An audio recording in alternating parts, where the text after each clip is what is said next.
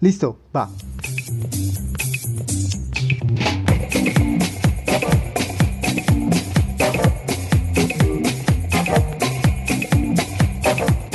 Hola y bienvenidos a Random Access History, el podcast que les habla de problemas, angustias y preguntas de la historia en relación con la tecnología, los videojuegos, el mundo digital y en general la cultura pop. Como siempre estamos Elvis, @Elvis con Z Rojas y José, @JoseGeek, LML. También estamos en Facebook, Twitter e Instagram como Podcast RAH y nos pueden escuchar en todas las apps de podcast. En este episodio vamos a hablar sobre lo que los historiadores podemos ver en videojuegos que técnicamente no son videojuegos históricos, porque historia hay en todas partes. Quédense hasta el final del episodio porque vamos a hacer un anuncio importante.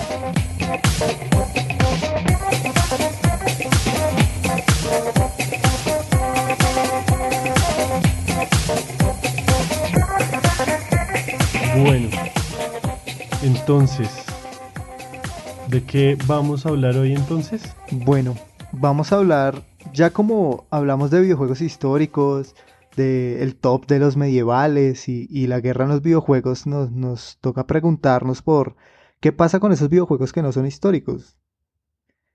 Básicamente vamos a sacar Exacto. algunas reflexiones de esos juegos que hemos jugado en estos ratos libres y vamos a ver qué les podemos sacar también a esos juegos no históricos. Sí, a ver, nosotros como historiadores, ¿qué podemos analizar en ese tipo de videojuegos que, pues, estamos hablando entre muchas comillas de que no son históricos, pero pues vamos a ver qué tanta historia tienen esos videojuegos, ¿no? Igual vamos a hilar fino como siempre, como si esto fuera una histocrítica. Entonces, vamos allá. ¿Cómo, cómo definiríamos los videojuegos que no son históricos? Porque habíamos hablado de que los videojuegos históricos son los que ocurren en el planeta Tierra en un punto específico del pasado o que hacen referencia explícita a un periodo histórico como la Edad Media. Entonces decíamos que para nosotros Skyrim podría contar como videojuego histórico, como videojuego medieval, porque se basa en un mundo de fantasía medieval, pero también decíamos que Age of Empires o incluso pues los Call of Duty que normalmente son en una guerra mundial, son juegos históricos. Entonces, ¿cuáles serían esos videojuegos no históricos? Yo diría que esos juegos no históricos son todos los demás, o sea, los que no están ubicados, como tú decías, en el planeta Tierra y en un episodio concreto de la historia. Entonces tendríamos como Fallout, FIFA, Resident Evil, Candy Crush, Mario, Zelda, el God of War. Sí, o sea, en principio yo creo que estaremos de acuerdo en que los videojuegos no históricos pues son todos los demás. Claro. Pero entonces hay la conclusión que a la que me gustaría llegar al final del episodio es que no debe ser una barrera fija entre que algo sí es histórico y algo no es histórico, sino que es como algo más fluido, es como un continuo más que algo binario, ¿sí? Sí. Es a lo que me gustaría llegar a mí y lo que yo tengo como hipótesis para este episodio. Claro, igual nuestra tesis es que como historiadores podemos y debemos analizar sobre todo cualquier tipo de videojuego, o sea, pensemos que los videojuegos se basan en una realidad o utilizan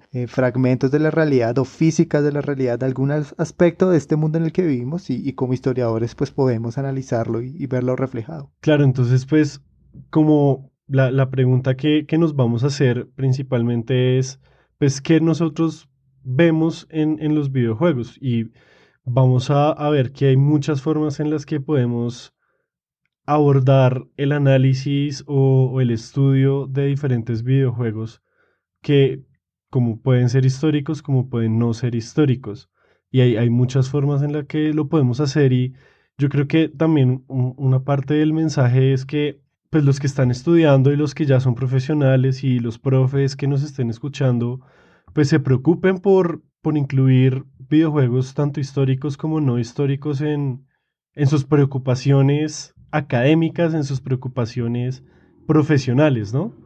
Yo creo que eso también debe ser el mensaje porque, pues ya lo hemos dicho muchas veces, los videojuegos son una industria mucho más grande que el cine, más grande que muchas otras industrias de las que sí se preocupan los académicos. Sí, han dejado como fuera de este análisis de, si se quiere decir, de fuentes o de productos a los videojuegos. Siempre le han tenido como un recelo ahí muy feo, un raye, pero en verdad Como es, si fueran cosas de niños. sí, sí, como que no alcanzan a ser no sé, un producto elaborado fuerte, de peso, que tenga un gran impacto, sino que sí, es una cosa de niños, de bebés, de adolescentes malucos, pero, Como nosotros. pero digamos que sí, sí, o sea, la gamificación o la gamificación más bien, la gamificación del mundo se está dando y ya son muchas las personas que juegan videojuegos y hay que, Y sí, el hecho de jugar está en todas partes. sí, y hay que nosotros como historiadores debemos darle nuestra visión crítica y nuestro análisis a este tipo de juegos. Entonces, ahora sí, digamos que podemos entrar a la pregunta sustanciosa, al juguito, a la médula del episodio, que vendría siendo esa pregunta de nosotros, ¿qué le podemos ver a esos juegos? ¿Cómo los podemos abordar? Y yo entraría de una a hablar de las distopías. Ujú. Por ejemplo, en Fallout. Fallout 1, Fallout 2, sobre todo Fallout 3 y el 4 y el New Vegas, pues estuve leyendo que ya hay análisis de historiadores de ese juego y me llamó mucho la atención cómo ellos lo que hacen es... Pero espera, cuéntame un poquito de qué va Fallout.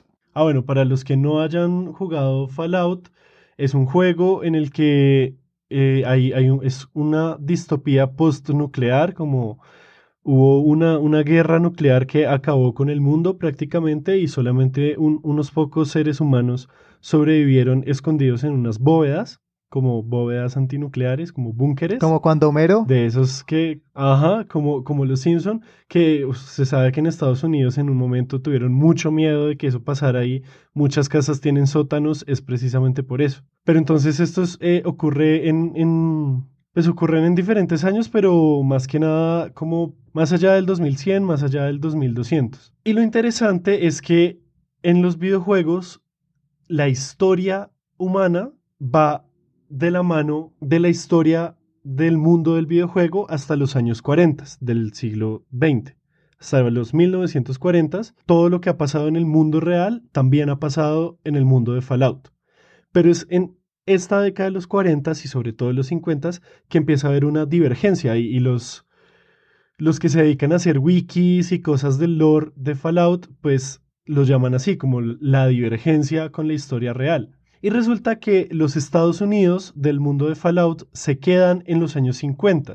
Es decir, en los años 60 no hay este gran movimiento de contracultura, Estados Unidos gana la guerra contra Vietnam, la Guerra Fría acaba siendo una guerra caliente en el 2077 que acaba con el mundo. Y entonces lo interesante de analizar este juego es ver eso, es ver cómo esa divergencia a partir de los años 40 y 50 y que esa permanencia de Estados Unidos en el mundo de Fallout en los años 50 se ve reflejada en el juego. Entonces, lo que se ve en Fallout, esto es re loco, a mí me rompió la cabeza. Lo que se ve en Fallout es una versión futura del pasado de Estados Unidos porque las cosas estéticas como los robots, como las pantallas, como la ropa, como la música, como la arquitectura y la sociedad en general que sobrevive son los de los años 50 de Estados Unidos, pero en el futuro, ¿sí? Digamos que la sociedad que se representa en Fallout es una sociedad que vivió en una época de bienestar social en el capitalismo, como de ese estado de bienestar, y que vivió una época de muchos avances tecnológicos. Y esa época se imaginó un futuro. Y ese es el futuro de Fallout. Así se construye el mundo del juego de Fallout. Ese es el análisis que hacen algunos historiadores de este videojuego. O sea, la sociedad del juego es una exageración de esa conciencia histórica de Estados Unidos de esa época, de los años 50. Pero es una exageración en cuanto al tamaño de la sociedad, al tamaño de cómo se imaginaba la sociedad, y no es una exageración en el tipo de sociedad que era, sino que se intenta reflejar esa sociedad y pues se imaginan cómo hubiera sido el futuro. Haz de cuenta, en pocas palabras, que es algo así como los días del futuro pasado de X-Men, ujú. solo que al revés. Son los días del pasado futuro. No sé si eso tenga más sentido, si...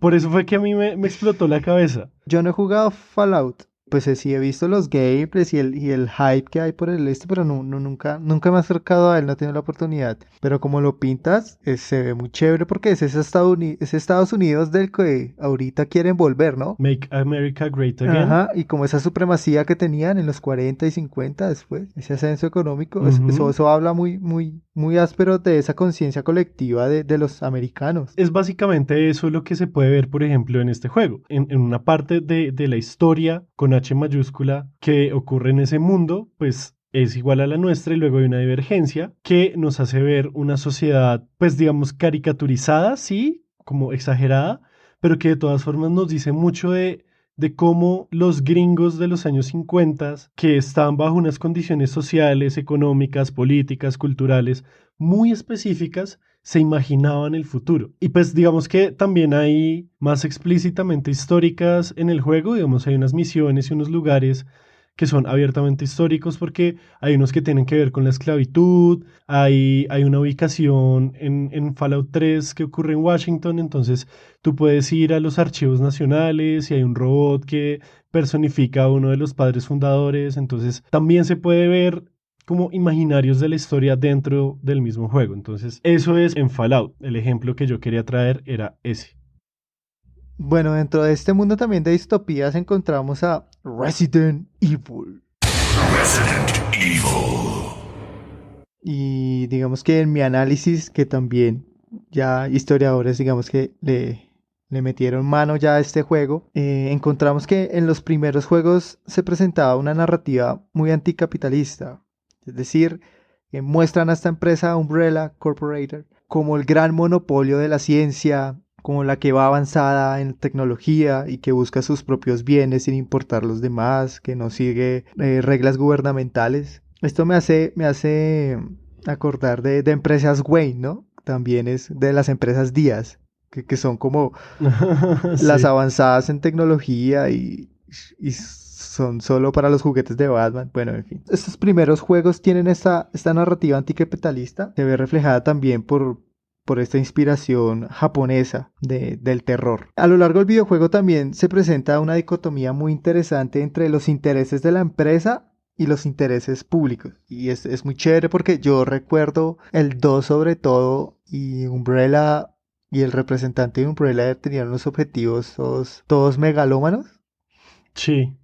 de controlar el mundo y pues ahí también bailado un poquito esto la temática de la moral y la utilización de armas biológicas que nos cuenta también, ¿no? Sí, y espera, en eso de las empresas contra lo público se ve, pues no sé, yo lo vería reflejado también en que los tombos, porque casi todos los protagonistas Ajá, son tombos, representan supuestamente el bien público como el interés público, y ellos son los que pelean contra la empresa, ¿no? sí. Porque, pues obviamente en todos los juegos Umbrella es el malo, y el malo normalmente viene de Umbrella.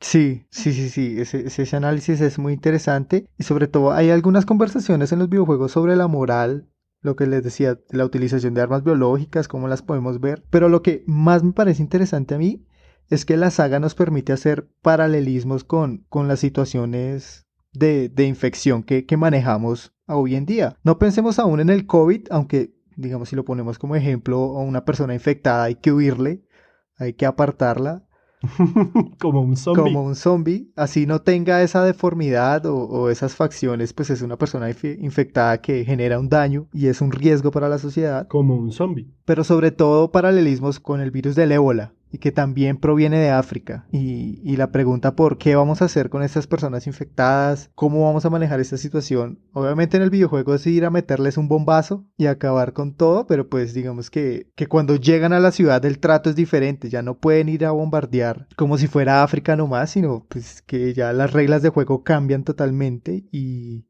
nos pone a pensar, bueno, ¿cuál es el trato? O sea, es ir a matar a todos y es ir a encerrarlos como en la película de Sector 9 creo que se llama, de las cucarachas, ¿la has visto? Ush, esa película es re buena. Por ejemplo, en el 5 en Resident Evil 5 cuando uno inicia que tú eres el policía de nuevo, ¿no? Y estás como... Ese juego es una mierda, sí, weón.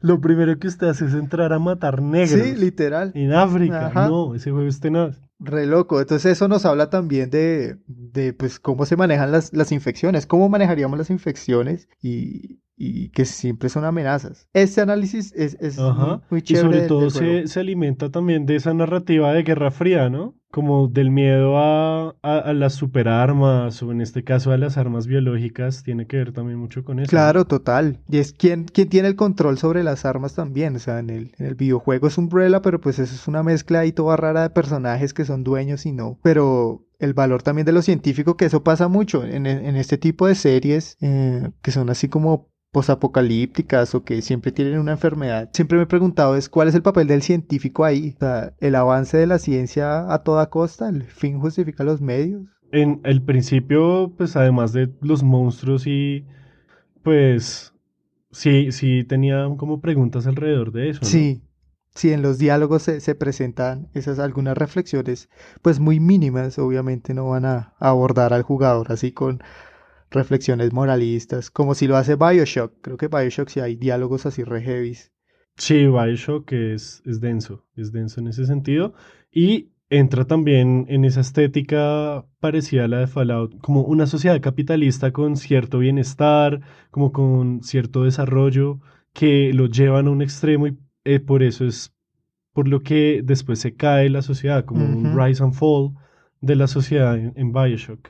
Además de estas distopías, también tenemos como algunos videojuegos que no son históricos, pero que tienen conexiones con el mundo real, porque digamos que se alimentan de temas de la historia que son recurrentes, como la Guerra Fría, la Edad Media, los mitos, pues la mitología en general. Entonces, digamos que aquí entra Fallout, por ejemplo, también con lo de la Guerra Fría, pero digamos también entran cosas como Shovel Knight, que me lo estoy pasando ahorita, y entonces el crear un juego alrededor de la idea del caballero y que cada caballero tiene lo suyo, cada uno tiene su historia, que está el personaje, el médico de la peste negra, que es uno de los más bacanos, está el rey, está el espectro, que es la parca. Digamos que como tal Shovel Knight no es un juego histórico, no estoy diciendo que lo sea, Ujú. sino que me parece que es muy interesante ver cómo se utilizan esos temas de la historia que pegan tanto como la Edad Media, la Guerra Fría, las guerras mundiales, la mitología,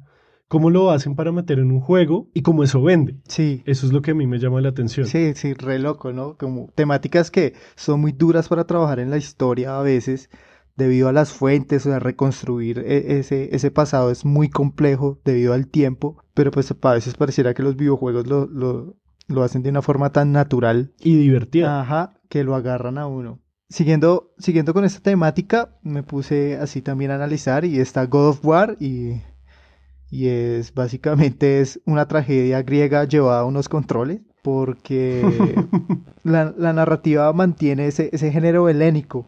Entonces hay un héroe y le es fiel a los dioses y se ve traicionado por ellos y es obligado a cumplir con unos destinos ineludibles, o sea, como que él lleva su camino y pese a todo lo que él hace para eludirlo, pues termina llegando a él y condenado como a la destrucción. Kratos también representa esta idea del espartano consagrado a la batalla, que cada vez se va superando, su combate se vuelve más fuerte, conquista más. También tiene una ayuda divina, que es cuando le pide ayuda a Ares. Pero pues Ujú. esta decisión de poder y lograr tener más acción debido a su sed de conquista, pues termina asesinando a su hija y a su esposa. Y entonces ahora va a tener... Spoilers. Ajá, spoiler. No, pero pues...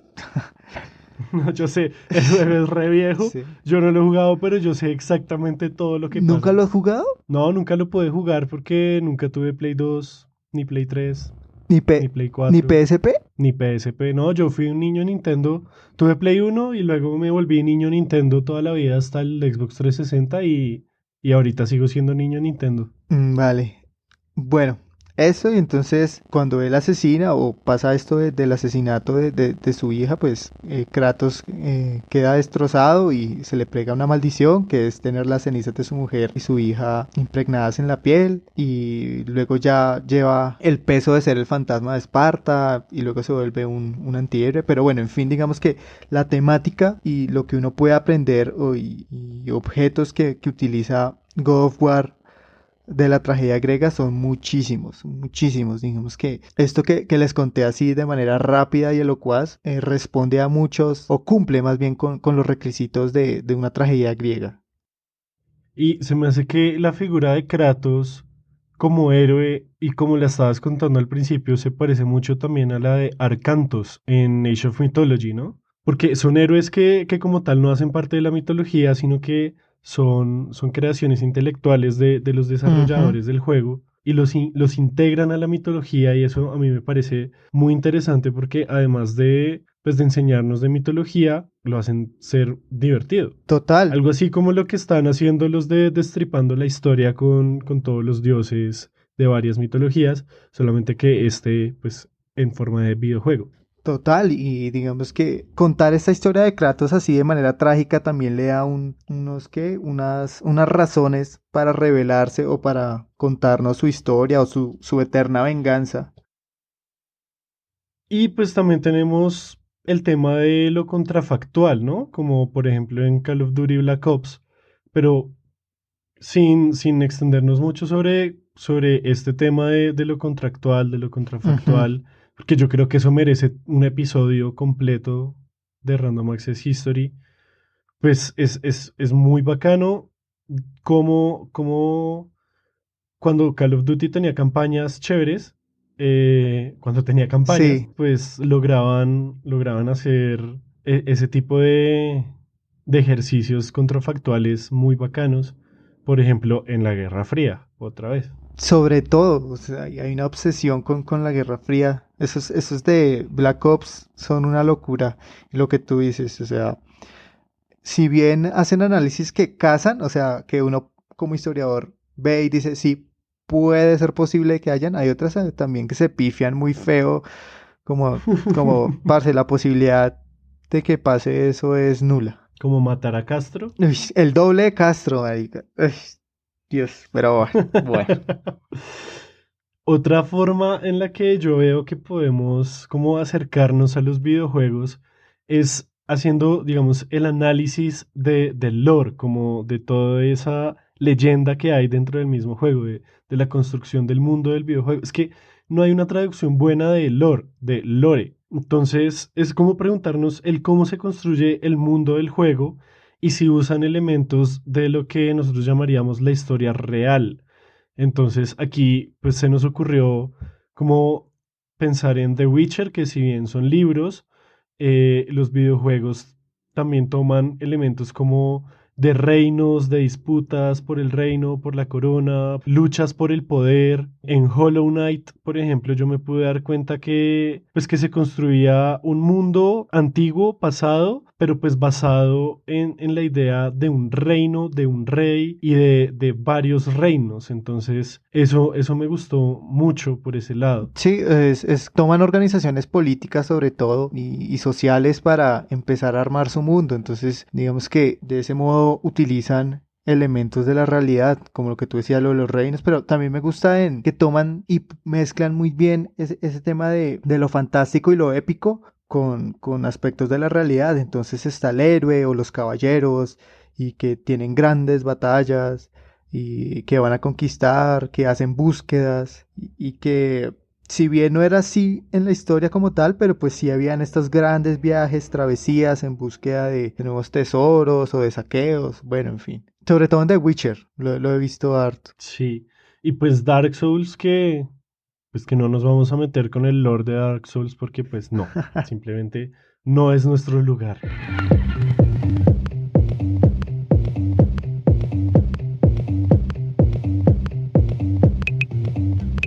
Otra forma en lo que pudimos ver en cómo los historiadores podemos analizar estos juegos no históricos es cómo los historiadores analizamos prácticamente el pasado y es como fuente primaria. Esto quiere decir historia de los videojuegos, que sería como lo más común. Sí, yo no sé por qué no comenzamos por ahí, si digamos que es lo más obvio, si uno tiene videojuegos que no son históricos, pues hagamos la historia de esos Ujú. videojuegos. Pero yo creo que podemos ir un poquito más allá que eso y coger esos videojuegos para pensar, por ejemplo, los videojuegos hoy en día ya tienen sus buenos años, ya son antiguos, y los podemos ver también como un reflejo de la sociedad que los produjo, como normalmente se hace con las fuentes primarias. Si tú encuentras, qué sé yo, una fotografía, pues una de las cosas que te vas a preguntar con esa fotografía es, bueno, quién la hizo, por qué la hizo, qué papel cumplió en la sociedad esta fotografía, lo mismo con los mapas, lo mismo con otros documentos.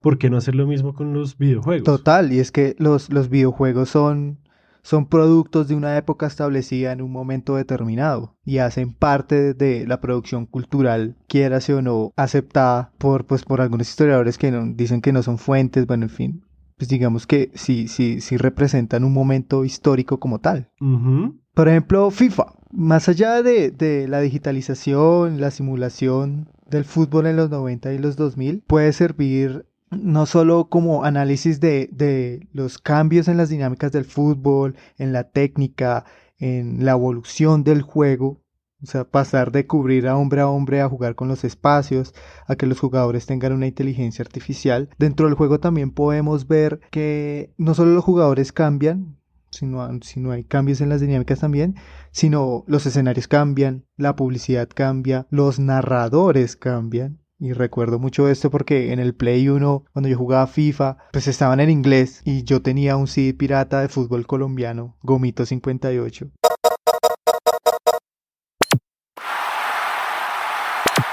Y esta es la segunda temporada del 2002. Bienvenidos a este encuentro. Los saluda Gomito. Bueno, les llegó la hora. Casi van a ver qué es lo que verdaderamente saben. Que no te Que era sorprenda, narrado por rival. unos paisas, güey. Eso Qué gran cambia espectáculo muchísimo se llenó el estadio. la forma en que vemos y disfrutamos un videojuego. Y ahora que los nuevos traen narradores argentinos, mexicanos, españoles, eso habla también de un cambio en las dinámicas en las que se piensa un mercado, por ejemplo. Ajá. O los mismos equipos, las dinámicas económicas de comprar y vender jugadores, el hecho de que hasta solo hace unos años se hayan incluido equipos femeninos, todo ese tipo de cosas de esta serie de juegos de FIFA nos hablan del tiempo en el que fueron producidos y del tipo de fútbol que había ahí. Entonces nos sirve para hacer historia del fútbol, nos sirve para hacer historia económica, nos sirve para hacer un montón de vainas que, pues que si uno se los toma con seriedad y no como si fueran un jueguito más, pues se pueden salir grandes cosas, ¿no? Claro, total. A mí siempre me ha gustado y no sé, me gustaría que en los juegos, en los videojuegos de fútbol haya una historia de los guayos, porque se sacan guayos específicos para momentos específicos de torneos y hay una evolución que se muestra en el videojuego. Entonces, no sé, tú vas a escoger unos guayos, no sé, los Eva Pro de Puma. Entonces ellos los catalogan como, pues tienen agilidad tanto. O sea, que hagan un análisis, se puede hacer un análisis de la evolución del calzado de fútbol y una evolución tecnológica y del cambio de paradigma científico en la utilización de las botas. A mí me gustaría mucho eso, también la inversión que se le hace titánica a los balones, o sea, los cambios de los balones y qué influyó, cuál es ese diseño cultural del balón en los mundiales y en esto, o sea, me parece muy chévere que hubiera como una especie de línea de tiempo en que se explicara y un historiador pudiera analizar estos cambios de estos productos. Pues a mí me encantaría, igual que en Call of Duty, yo lo he dicho aquí muchas veces que me gustaría saber, o sea, los cambios en las armas, pero ¿por qué hubo esos cambios? ¿Qué hace un arma diferente a otra? Pero históricamente hablando, no sé, digamos, supongo que no, un arma se calentaba mucho, o se disparaba demasiado, o había problemas, pues tuvo que haber una ingeniería detrás para hacer y adaptar esos cambios a las necesidades históricas del momento. Sí, claro, y además, pues digamos que esa digitalización de los jugadores, de sus estadísticas, de incluso a veces como de su forma de ser, puede servir en el futuro para reconstruir el fútbol de esta época, así como la digitalización de Notre Dame hecha en Assassin's Creed les está sirviendo hoy en día para reconstruir la catedral. Podría Sí, pasar lo mismo con los jugadores de fútbol. total, o sea, ahorita en FIFA sobre todo, o bueno, creo que en PES también, entonces por ejemplo puedes comprar leyendas, entonces en tu equipo puedes tener a Messi y a Pelé juntos. Y eso abre un montón de preguntas sobre el anacronismo, sobre el espacio y el tiempo que está en el juego. Claro, análisis se pueden hacer, o sea, hay que, igual que una fuente primaria, hacerle las preguntas correctas y dejar que la fuente hable un poco.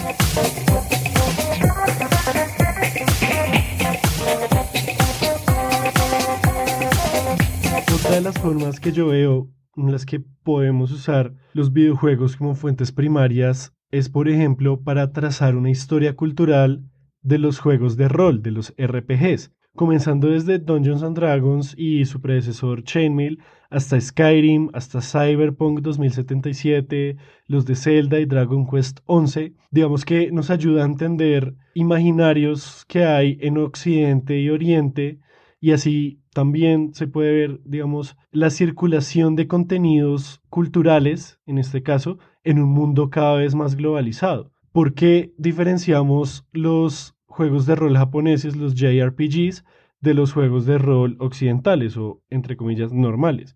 Y es porque en un momento hubo una divergencia entre ambas, digamos, entre ambas formas de entender el juego de rol. Y hay un video muy bacano que voy a dejar en las notas del episodio al respecto, pero eso nos ayuda a entender cómo circularon esos contenidos culturales, que en este caso juegos de rol, que comenzaron siendo juegos de mesa y se volvieron videojuegos de la talla de Cyberpunk 2077 o Dragon Quest o Final Fantasy. Y no sé si quieras hablar del último punto o si lo dejamos para otro episodio. No, pues hablemos así de manera rápida un poquito, y es que llevando este super análisis vi un video en que sacaban la hipótesis de que Mario Kart en un sentido era populista, y esto se explicaba porque cuando tú vas de líder en la carrera, pues te dan objetos que tú no necesitas ni que te ayudan a ganar más, ¿no? Te dan monedas, te dan a veces caparazones, o sea, nunca te dan un turbo cuando estás al comienzo. Caso contrario de que si vas de último o vas de colero, el algoritmo del juego hace que a ti te salgan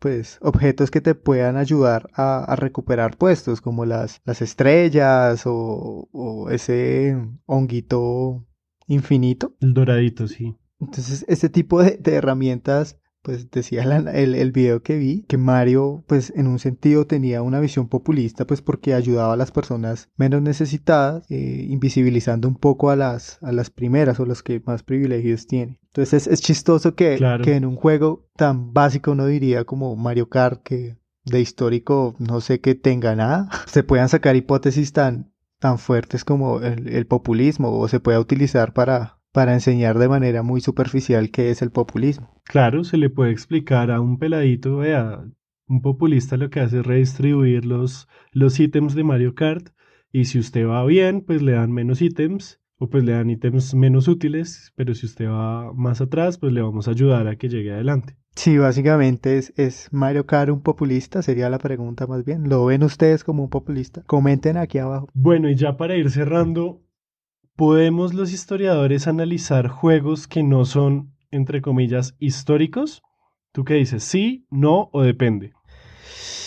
Como buen historiador, yo me atrevo a decir que sí, totalmente sí depende. ¿De qué depende? Depende de las preguntas que le hagamos a los juegos. O sea, si vamos a venir a descubrir esos errores que hay en los juegos, o atacarlo de manera, eso es anacrónico, o eso nunca pasa así, pues digamos que no va a prosperar. Y lo que vamos a hacer es rechazar y estigmatizar a los videojuegos como fuente histórica o como un posible análisis de juego. Pero si más bien hilamos un poco más fino y descubrimos estas ideas que hay detrás de los juegos que como historiadores nos sirven para explicar procesos históricos o para recrear procesos históricos, pues me parece perfecto. O sea, qué mejor que, no sé, en una clase de historia medieval que te pongan a leer, no sé, a Legoff y a jugar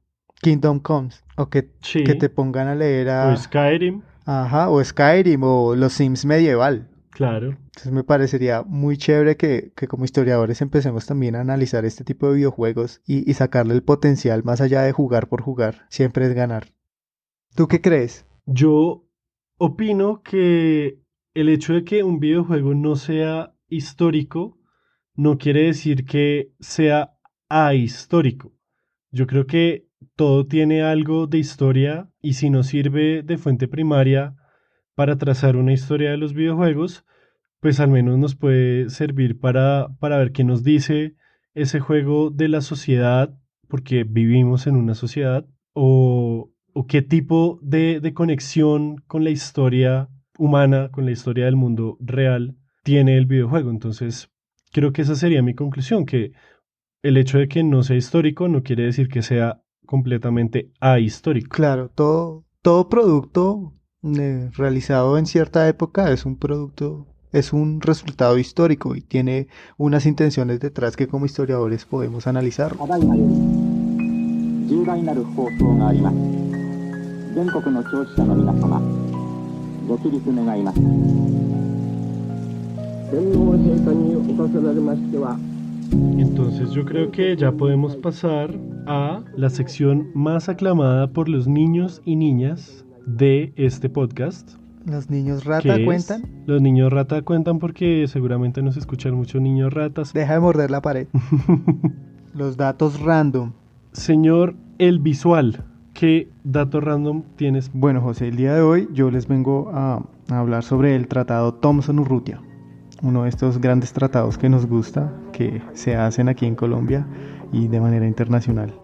Resulta que este tratado en 1914 se firma mediante el cual Estados Unidos compensaba a Colombia por la pérdida de Panamá. Básicamente era como un alivio, como, lo sentimos, pues toma esta plata chino y todo bien. Bueno, entonces vamos primero a como un poquito los antecedentes. Recordemos que el 3 de noviembre de 1903 se oficializó la separación del departamento de Panamá de la República de Colombia y esto generó pues un malestar y una fuerte protesta diplomática contra Estados Unidos, pues porque se sabe que Estados Unidos le brindó recursos y ayudó a la formalización, a la separación de Panamá. Entonces, este tratado básicamente lo que buscaba era dejar las relaciones menos tensas y más que todo darle una compensación a Colombia y un poquito maquillada con un tratado.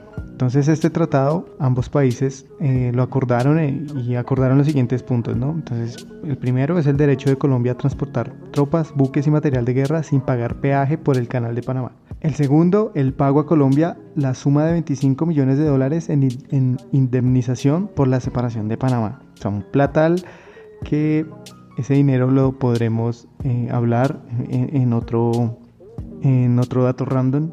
3. El reconocimiento por parte de Colombia de las fijaciones de límites fronterizos con Panamá de conformidad con lo indicado en la ley colombiana del 9 de junio de 1855. Entonces se establecen cuáles van a ser esas fronteras y qué territorio va a tener Panamá. Y el cuarto, la exoneración de todo impuesto y derecho a los productos agropecuarios y de la industria colombiana que pasen por el canal, así como el correo. Yo leí el documento oficial, pues no se habla por cuánto tiempo, simplemente se asume que esto va a ser así.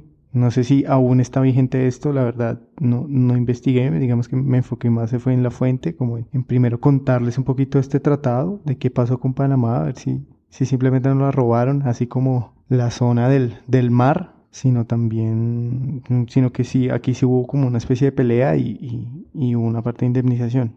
Estos fueron los puntos que se pactaron, ¿no? Pero hay algo interesante aquí, y es que Panamá no tuvo ninguna participación en la negociación del tratado, ni tampoco le dio el derecho a los Estados Unidos para que actuaran en su nombre. O sea, simplemente fue como, en esta mesa van a hablar los grandes, y pues Panamá le tocó pues aguantarse todo lo que le mandaron. Obviamente ellos protestaron, pero no se les reconoció nada. Ellos no reconocen esos límites en vista de que ninguno de los dos países pues podían obligarlo a cumplirlo, ¿no? O sea, pudieron haber firmado eso, pero pues una cosa es lo que piensan y otra cosa es lo que el pueblo panameño pues decide, ¿no?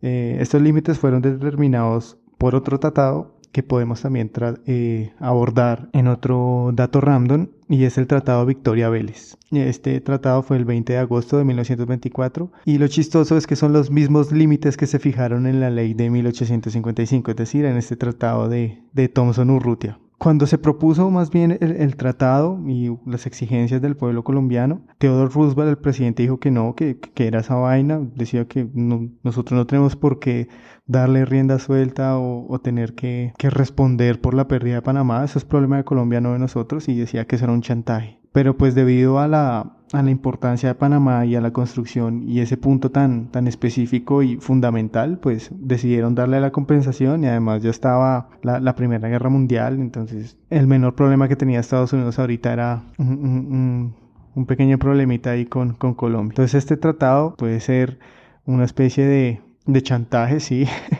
si se quiere, o una especie de compensación estadounidense que nos dan por la pérdida de Panamá. Espero les haya gustado, es muy muy interesante y después hablaremos del Tratado Victoria Vélez y qué pasó con esa plata, qué pasó con esos 25 millones de dólares, dónde están, por qué no tuvimos el mundial, cosas así. Vamos a seguir hablando en los demás datos random.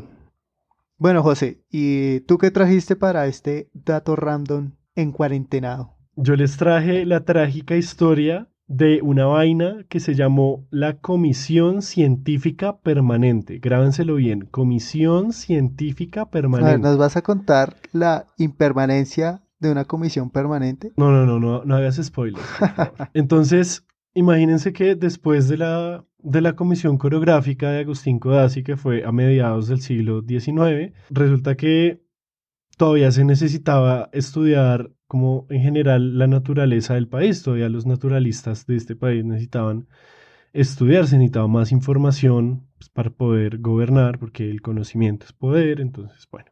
Y resulta que en 1881 se creó una nueva comisión con el objetivo de estudiar, y abro comillas, lo concerniente a la botánica, a la geología, a la mineralogía, a la zoología, a la geografía y a la arqueología, cierro comillas. Y esa comisión nueva se llamó la Comisión Científica Permanente. Debían crear 2 colecciones de muestras, una para enviar a la exposición de Nueva York y otra para el Museo y la Universidad Nacional. El director de esta nueva comisión ya no fue Agustín Codazzi porque él ya había estirado la pata, no fue ninguno de los otros comisionados de la comisión coreográfica, sino fue un man que se llamó José Carlos Manó, y él se encargó de hacer un estudio de mineralogía y botánica en la costa norte de Colombia, o bueno, de los Estados Unidos de Colombia, de lo que hoy en día es Colombia.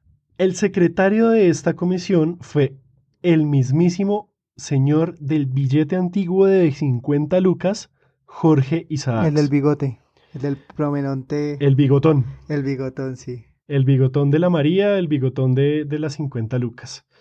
Y él lo que hizo fue hacer una descripción etnográfica de los actuales departamentos de Guajira, Magdalena y una parte del Cesar. Y lo publicó en 1884 con el nombre de Estudio sobre las tribus indígenas del estado del Magdalena.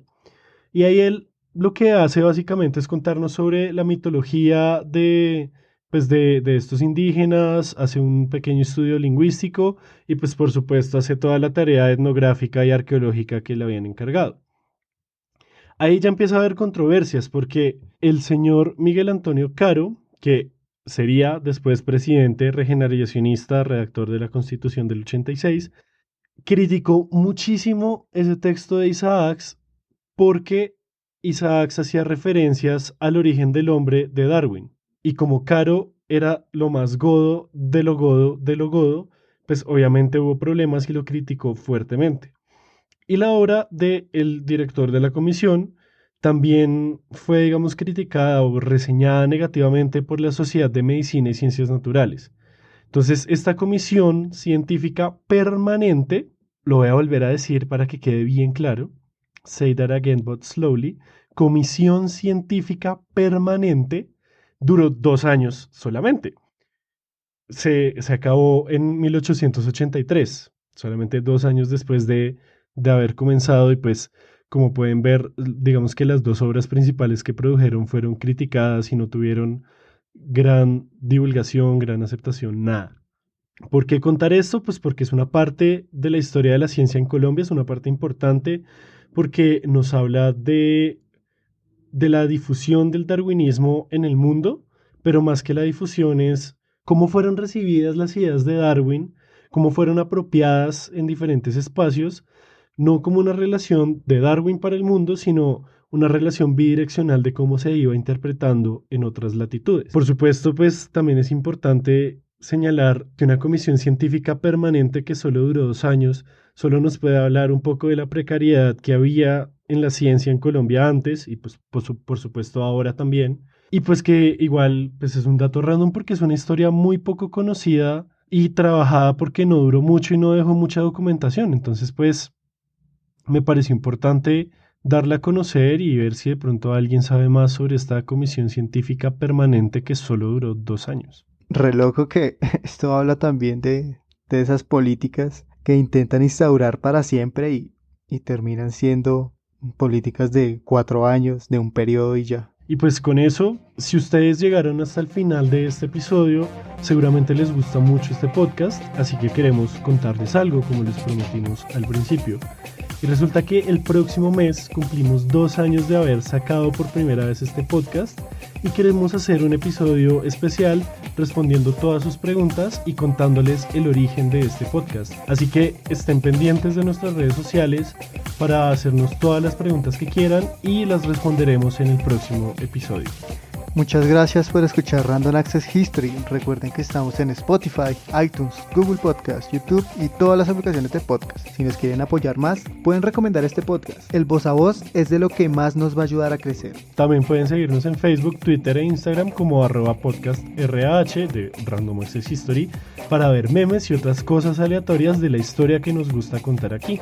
Un especial agradecimiento a Sergio Tobar por su música y de nuevo, gracias por escuchar y se despiden como siempre, quien les habla Elvis, @Elvis con Z Rojas y José Nicolás Jaramillo, @JoséGeek LML en todas las plataformas.